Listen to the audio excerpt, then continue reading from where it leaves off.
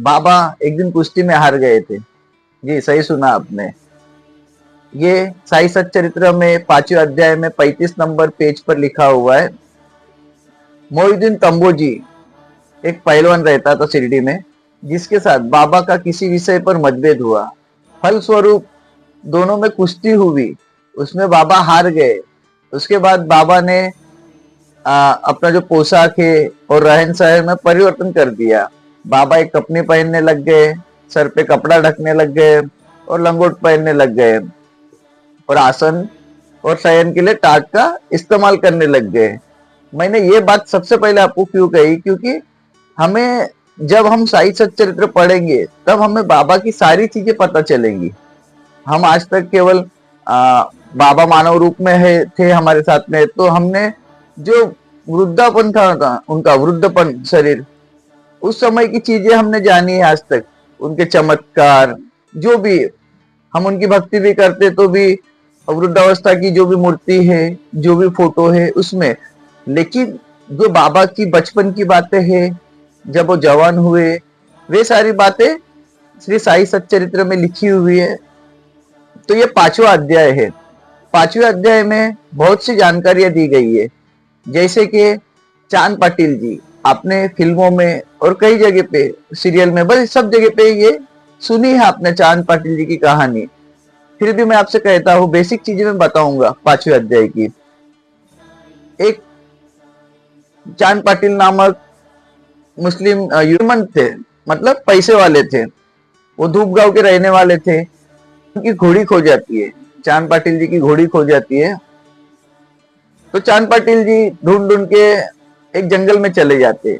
जंगल में एक पेड़ के नीचे एक उन्हें फकीर दिखाई देते हैं। फकीर को कहते हैं कि आपने मेरी घोड़ी देखी क्या? फकीर कहते हैं कि आप वो नाले के पास जाकर देखिए, पीछे तालाब के यहाँ पर, वहां पे आपको आपकी घोड़ी चरती हुई दिखेगी।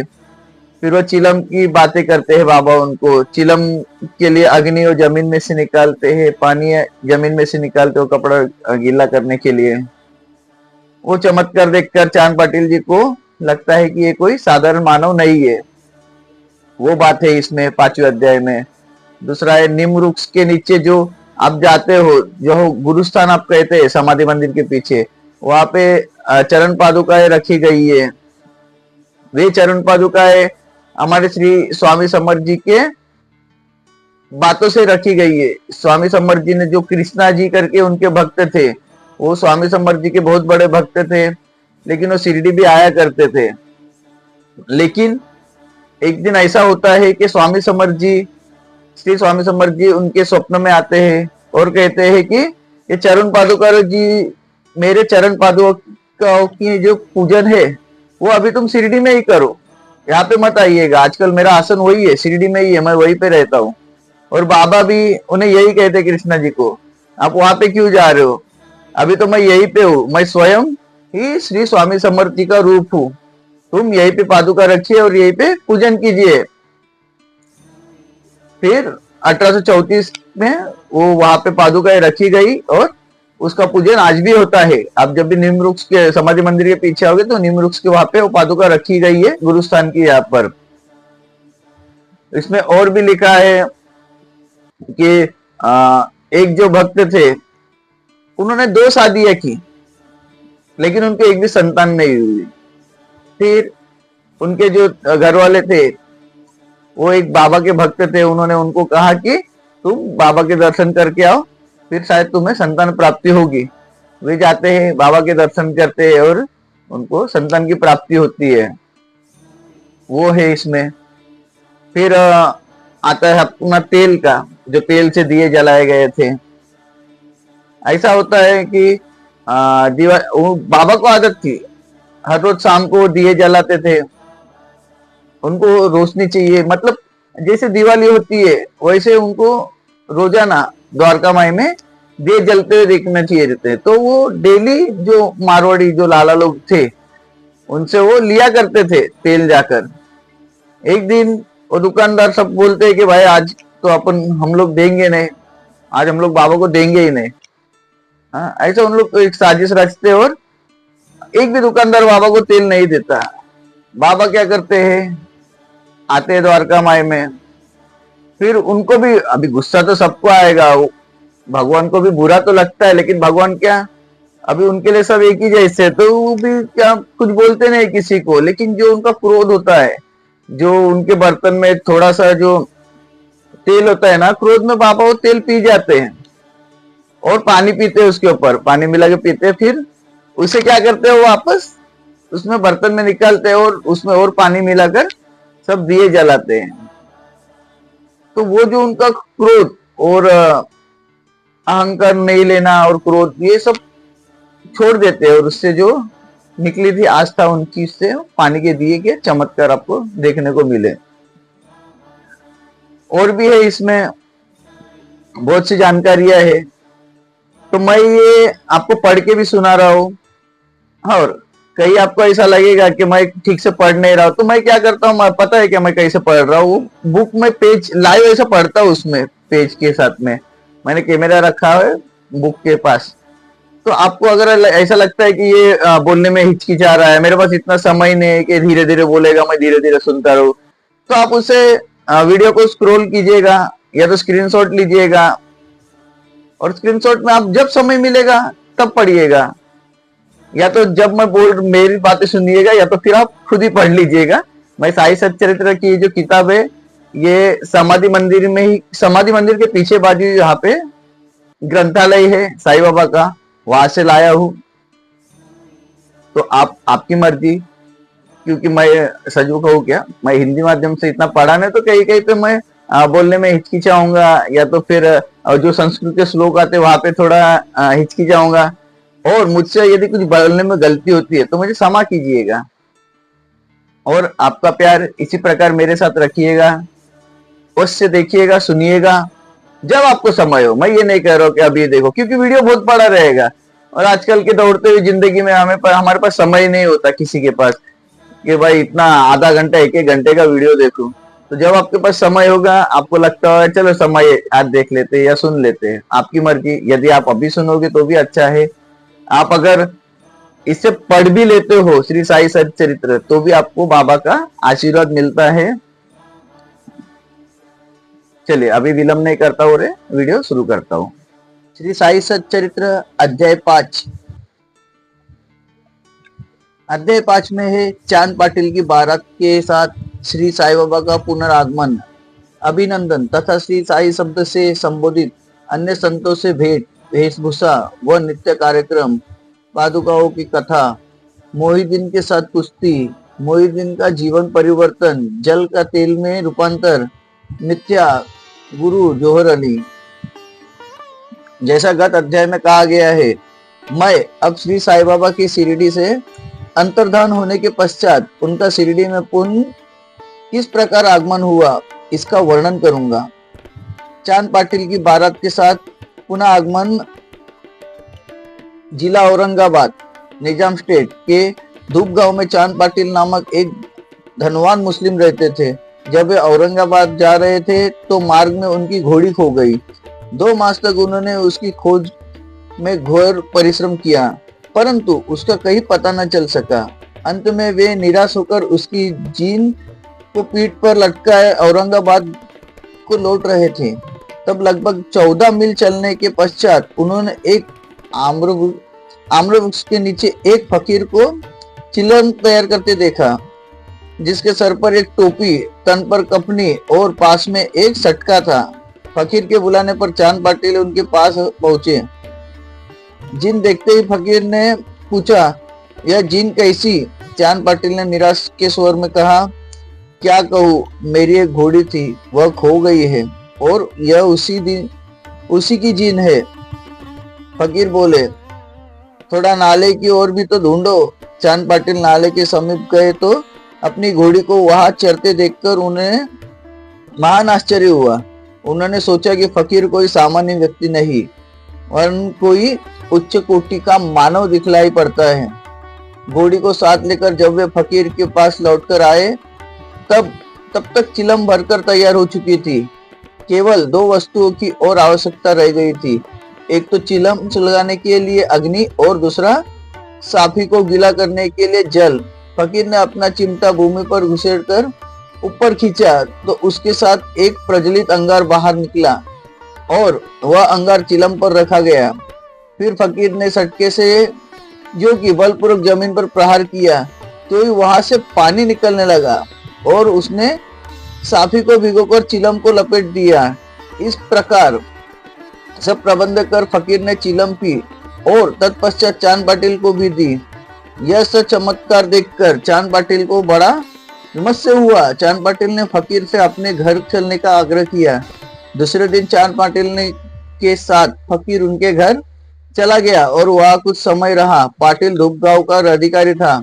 उसके घर पर अपने साले के लड़के का विवाह होने वाला था और बारात शिरडी को जाने वाली थी, इसलिए चांद पाटिल शिरडी को प्रस्थान करने का पूर्ण प्रबंध करने लगा।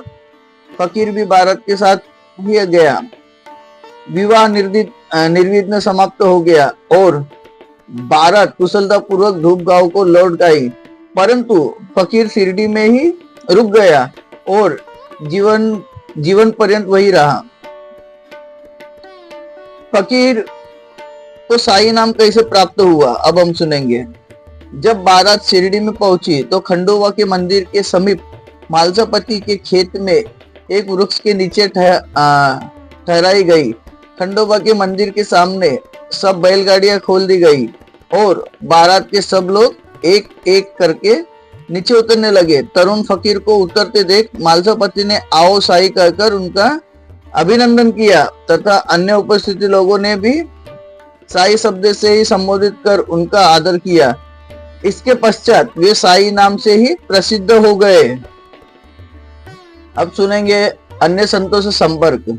शिरडी आने पर श्री साई बाबा मस्जिद में निवास करने लगे।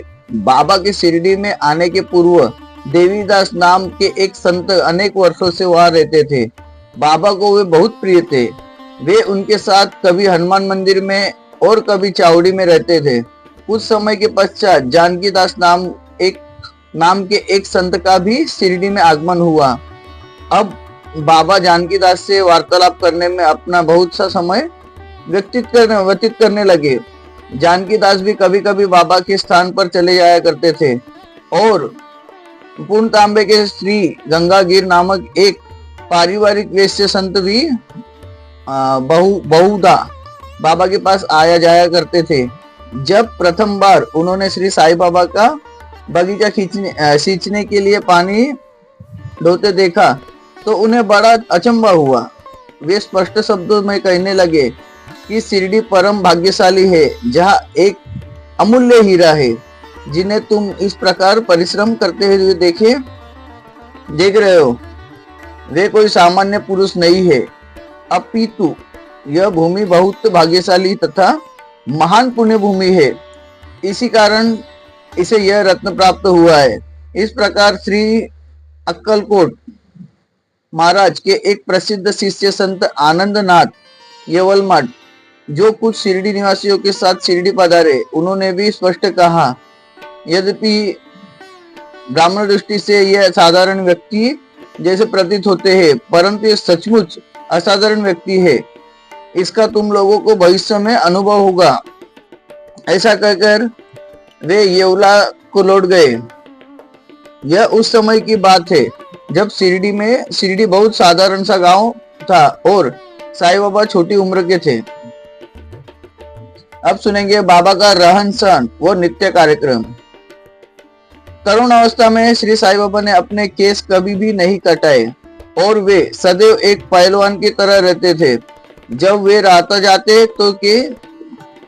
जाते जो कि शिरडी से 3 मील दूर है, तो वहां से वे गेंदा, जाई और जूही के पौधे मोल ले आया करते थे। वे उन्हें स्वच्छ करके उत्तम भूमि देखकर लगा देते और स्वयं सींचते थे। वामन तात्या नामक एक भक्त इन्हें नित्य प्रति 2 मिट्टी के घड़े दिया करते थे। इन घड़े द्वारा बाबा स्वयं ही पौधों में पानी डाला करते थे। जैसे ही घड़े वहां रखते वैसे ही फूट जाया करते थे, क्योंकि वे बिना बताए तो कच्ची मिट्टी के बने रहते थे, बिना तपाए कच्ची मिट्टी के बनाए रहते थे। दूसरे दिन तात्या उन्हें फिर 2 नए घड़े दिया करते थे। यह कार्यक्रम 3 वर्षों तक चला और श्री साईं बाबा के कठोर परिश्रम तथा प्रयत्न से वहां फूलों की एक सुंदर फुलवारी बन गई। आजकल इसी स्थान पर बाबा के समाधि मंदिर की भव्य इमारत चौबियान है, जहां सहस्त्रों भक्त आते जाते रहते हैं। अब सुनेंगे नीम वृक्ष के नीचे पादुकाओं की कथा। श्री अक्कलकोट महाराज के एक भक्त जिनका नाम भाई कृष्णा जी अलीबागकर था, उनके चित्र का नित्य प्रति पूजन किया करते थे। एक समय उन्होंने अक्कलकोट सोलापुर जिला जाकर महाराज की पादुकाओं का दर्शन एवं पूजन करने का निश्चय किया, परंतु प्रस्थान करने के पूर्व अक्कलकोट महाराज ने स्वप्न में दर्शन देकर उनसे कहा कि आजकल शिरडी में ही मेरा विश्राम स्थल है और तुम वही जाकर मेरा पूजन करो। इसलिए भाई ने अपने कार्यक्रम में परिवर्तन कर शिरडी आकर श्री साईं बाबा की पूजा की। वे आनंद पूर्वक शिरडी में 6 मास तक रहे। इस स्वप्न की स्मृति स्वरूप उन्होंने पादुकाएं बनवाई। सन 1834 में श्रावण में शुभ दिन देखकर नीम वृक्ष के नीचे ये पादुकाएं स्थापित कर दी। दादा केलकर तथा उपासनी महाराज ने यथाविधि स्थापना उत्सव संपन्न किया। एक दीक्षित ब्राह्मण पूजन के लिए नियुक्त कर दिया गया और प्रबंध का कार्यक्रम एक भक्त सगुण मेरू नायक को सौंपा गया। कथा का पूर्ण विवरण। थाने के सेवानिवृत्त मामलतदार श्री बी.वी. देव, जो श्री साईं बाबा के परम भक्त थे, उन्होंने सगुण मेरू नायक और गोविंद कमलाकर दीक्षित से इसी विषय में पूछताछ की। पादुकाओं का पूर्ण विवरण श्री साई लीला भाग में 11 संख्या 1 पृष्ठ 25 में प्रकाशित हुआ है, जो निम्नलिखित है। सन 1834 सन 1912 में बंबई के एक भक्त डॉक्टर रामराव कठोर बाबा के दर्शनार्थ शिरडी आए। उनका कंपाउंड और उनके एक मित्र भाई कृष्णा जी अलीबागकर भी उनके साथ में थे। कंपाउंडर और भाई के सगुण मेरू नायक तथा जी दीक्षित के घनिष्ठ दोस्ती हो गई। अन्य विषयों पर चर्चा करते समय इन लोगों को विचार आया कि श्री साईं बाबा के शिरडी में प्रथम आगमन तथा पवित्र नीम वृक्ष के नीचे निवास करने की ऐतिहासिक स्मृति के उपलक्ष्य में क्यों न पादुका स्थापित की जाए। जब पादुकाओं के निर्माण पर विचार विमर्श होने लगा, तब भाई के मित्र कंपाउंडर ने कहा कि यदि यह बात तो मेरे स्वामी कोठारे को विदित हो जाए तो वे इस कार्य के निमित्त अति सुंदर पादुकाएं बनवाएंगे। उन्होंने शिरडी आकर पादुकाओं की रूपरेखा बनवाई तथा इस विषय में उपासना महाराज से भी खंडोबा के मंदिर में भेंट की। उपासनी महाराज ने उसमें बहुत सुधार किए और कमल फुलादि खींच दिए तथा नीचे लिखे श्लोक भी रचा, जो नीम वृक्ष के महात्मा व बाबा की योग शक्ति का द्योतक था, जो इस प्रकार है। सदा नीम वृक्ष मूलादिवस्त सुधास्त्राविण्य तित्परिणतम तरु कल्पवृक्षांदि साजंत नमामीश्वरम सद्गुरु साईनाथम। अर्थात मैं भगवान साईनाथ को नमन करता हूँ, जिनका सानिध्य पाकर नीम वृक्ष कटु तथा अप्रिय होते हुए भी अमृत वर्षा करता था। इस वृक्ष का रस अमृत कहलाता था। इसमें अनेक व्याधियों से मुक्त देने के गुण होने के कारण इस कल्पवृक्ष से भी श्रेष्ठ हो गया है। उपासना महाराज का विचार सर्वसामान्य हुआ और कार्य रूप में भी परिणत हुआ। पादुकाएं बंबई में तैयार की गई और कंपाउंडर के हाथों शिरडी में भेज दी गई। बाबा की आज्ञा अनुसार इसकी स्थापना श्रावण की पूर्णिमा के दिन की गई। इस दिन की प्रातःकाल 11 बजे जी के दीक्षित उन्हें अपने मस्तक पर धारण कर खंडोबा के सामने समारोह में और धूमधाम के साथ द्वारका माई में लाए। बाबा ने पादुकाओं को स्पर्श कर कहा कि ये भगवान के श्री चरण है, इनकी नीम वृक्ष के नीचे स्थापना कर दो। इसके एक दिन पूर्व ही बंबई के एक पारसी भक्त पास्ता सेठ ने 25 रुपए का मनी ऑर्डर भेजा। बाबा ने रुपए पादुका की स्थापना के निमित्त दे दिए। स्थापना में कुल 100 रुपए व्यय हुए, जिनमें 75 रुपए चंदे द्वारा एकत्रित हुए। प्रथम 5 वर्षों तक डॉक्टर कोठारे दीपक के निमित्त 2 रुपए मासिक भेजते रहे।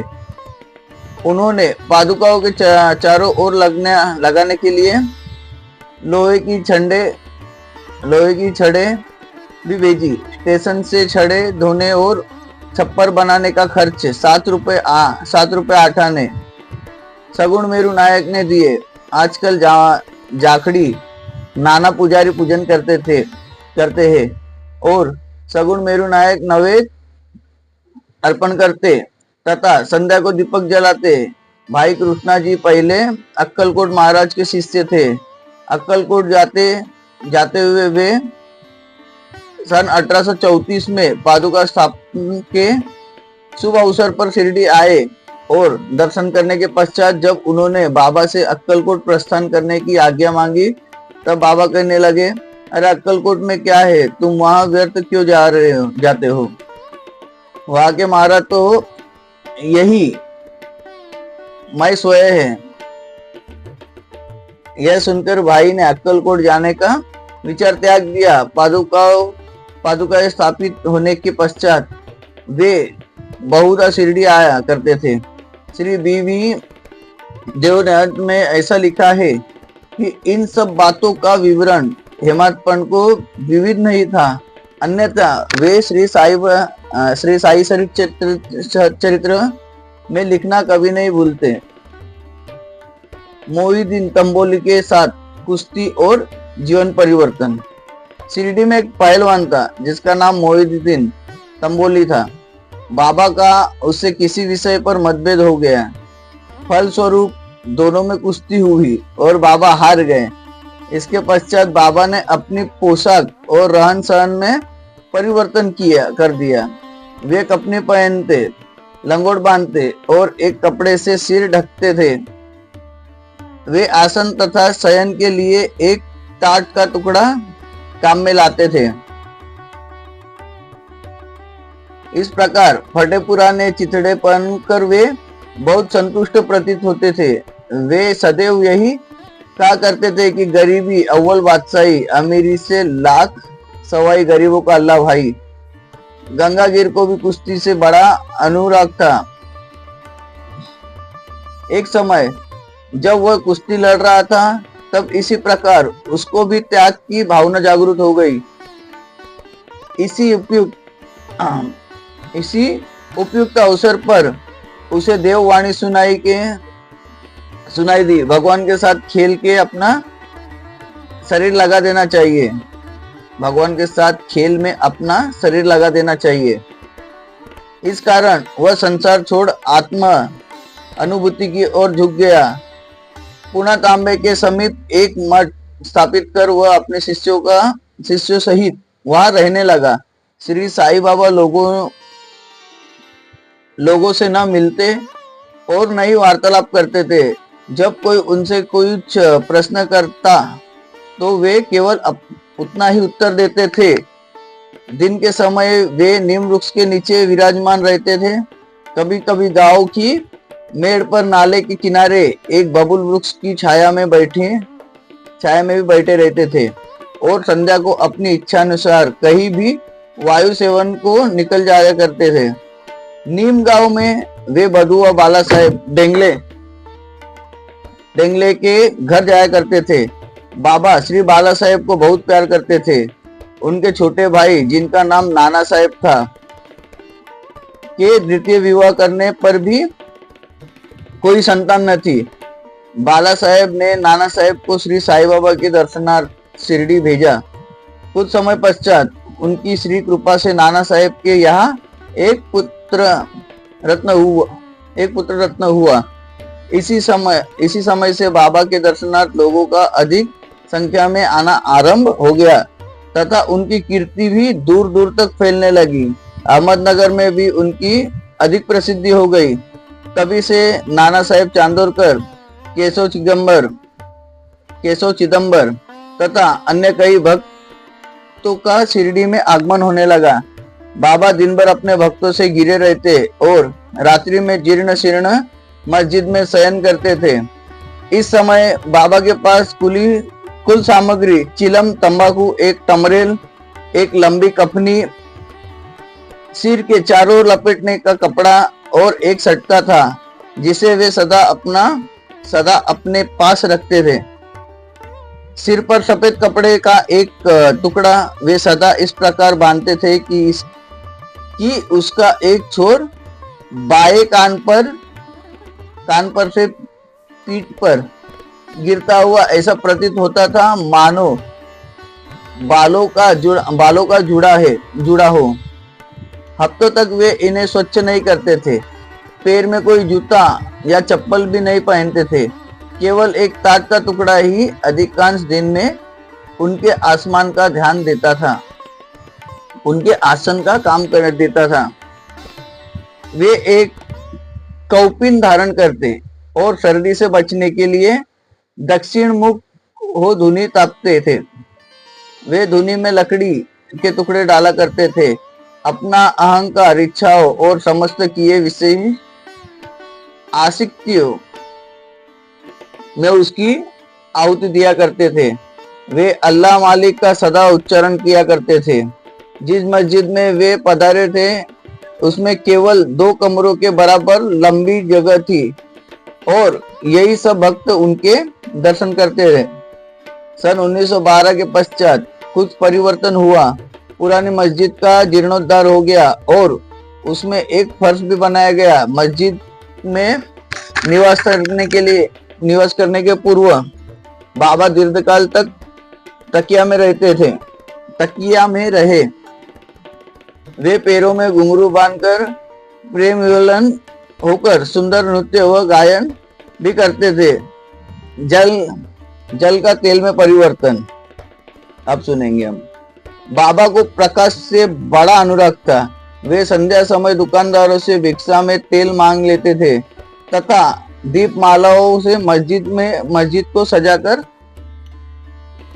रात्रि भर दीपक जलाया करते थे। यह कार्यक्रम कुछ दिनों तक ठीक इसी प्रकार चलता रहा। अब बनिए तंग आ गए और उन्होंने संगठित होकर निश्चय किया कि आज कोई उन्हें तेल की भिक्षा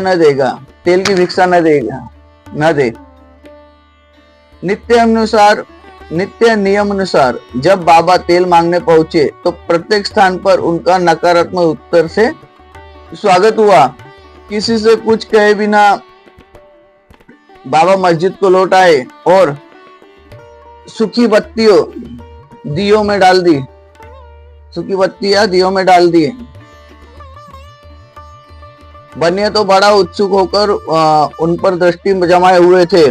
बाबा ने टमरेल उठाया जिसमें बिल्कुल थोड़ा सा तेल था। उन्होंने उसमें पानी मिलाया और वह तेल मिश्रित जल वे पी गए। उन्होंने उसे उन 3 पार्ट में उगल दिया और वही तेलिया पानी में दियों में डालकर उन्हें जला दिया। उत्सुक बनिया ने जब दीपकों को पूर्वरत रात्रि भर जलते देखा तब उन्हें अपने किए पर बड़ा दुख हुआ और उन्होंने बाबा से क्षमा याचना की। बाबा ने उन्हें क्षमा कर दिया। क्षमा कर भविष्य में सत्य व्यवहार रखने के लिए सावधान किया। इस प्रकार फटे पुराने चिथड़ेपन कर वे बहुत संतुष्ट प्रतीत होते थे। वे सदैव यही कहा करते थे कि गरीबी अव्वल बादशाही, अमीरी से लाख सवाई, गरीबों का अल्लाह भाई। गंगागिर को भी कुश्ती से बड़ा अनुराग था। एक समय जब वह कुश्ती लड़ रहा था तब इसी प्रकार उसको भी त्याग की भावना जागृत हो गई। इसी उपयुक्त अवसर पर उसे देववाणी सुनाई दी, भगवान के साथ खेल के अपना शरीर लगा देना चाहिए। भगवान के साथ खेल में अपना शरीर लगा देना चाहिए। इस कारण वह संसार छोड़ आत्मा अनुभूति की ओर झुक गया। पुनः तांबे के समीप एक मठ स्थापित कर वह अपने शिष्यों सहित वहां रहने लगा। श्री साईं बाबा लोगों से न मिलते और न ही वार्तालाप करते थे। जब कोई उनसे कुछ प्रश्न करता तो वे केवल उतना ही उत्तर देते थे। दिन के समय वे नीम वृक्ष के नीचे विराजमान रहते थे। कभी कभी गांव की मेड़ पर नाले के किनारे एक बबूल वृक्ष की छाया में भी बैठे रहते थे और संध्या को अपनी इच्छा अनुसार कहीं भी वायु सेवन को निकल जाया करते थे। नीम गांव में वे बधुआ बाला साहेब डेंगले के घर जाया करते थे। बाबा श्री बाला साहेब को बहुत प्यार करते थे।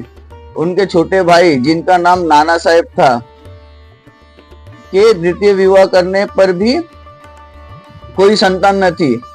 बाला साहेब ने नाना साहेब को श्री साईं बाबा के दर्शनार्थ शिरडी भेजा। कुछ समय पश्चात उनकी श्री कृपा से नाना साहेब के यहाँ एक पुत्र रत्न हुआ। इसी समय से बाबा के दर्शनार्थ लोगों का अधिक संख्या में आना आरंभ हो गया तथा उनकी कीर्ति भी दूर दूर तक फैलने लगी। अहमदनगर में भी उनकी अधिक प्रसिद्धि हो गई। तभी से नाना साहेब चांदोरकर, केशव चिदंबर तथा अन्य कई भक्तों का शिरडी में आगमन होने लगा। बाबा दिन भर अपने भक्तों से घिरे रहते और रात्रि में जीर्ण शीर्ण मस्जिद में शयन करते थे। इस समय बाबा के पास कुल सामग्री चिलम, तंबाकू, एक टमरेल, एक लंबी कफनी, सिर के चारों लपेटने का कपड़ा और एक सटका था जिसे वे सदा अपने पास रखते थे। सिर पर सफेद कपड़े का एक टुकड़ा वे सदा इस प्रकार बांधते थे कि उसका एक छोर बाएं कान पर से पीठ पर गिरता हुआ ऐसा प्रतीत होता था मानो बालों का जुड़ा हो। हफ्तों तक वे इन्हें स्वच्छ नहीं करते थे। पैर में कोई जूता या चप्पल भी नहीं पहनते थे। केवल एक ताट का टुकड़ा ही अधिकांश दिन में उनके आसन का काम कर देता था। वे एक कौपिन धारण करते और सर्दी से बचने के लिए दक्षिण मुख हो धुनी तापते थे। वे धुनी में लकड़ी के टुकड़े डाला करते थे। अपना अहंकार, इच्छाओं और समस्त किए विषय आसक्तियों में उसकी आहुति दिया करते थे। वे अल्लाह मालिक का सदा उच्चारण किया करते थे। जिस मस्जिद में वे पधारे थे उसमें केवल 2 कमरों के बराबर लंबी जगह थी और यही सब भक्त उनके दर्शन करते थे। सन 1912 के पश्चात कुछ परिवर्तन हुआ। पुरानी मस्जिद का जीर्णोद्धार हो गया और उसमें एक फर्श भी बनाया गया। मस्जिद में निवास करने के पूर्व बाबा दीर्घकाल तक तकिया में रहे। वे पैरों में घुंघरू बांधकर प्रेम विवलन होकर सुंदर नृत्य व गायन भी करते थे। जल का तेल में परिवर्तन अब सुनेंगे हम। बाबा को प्रकाश से बड़ा अनुराग था। वे संध्या समय दुकानदारों से भिक्षा में तेल मांग लेते थे तथा दीप मालाओं से मस्जिद को सजाकर रात्रि भर दीपक जलाया करते थे। यह कार्यक्रम कुछ दिनों तक ठीक इसी प्रकार चलता रहा।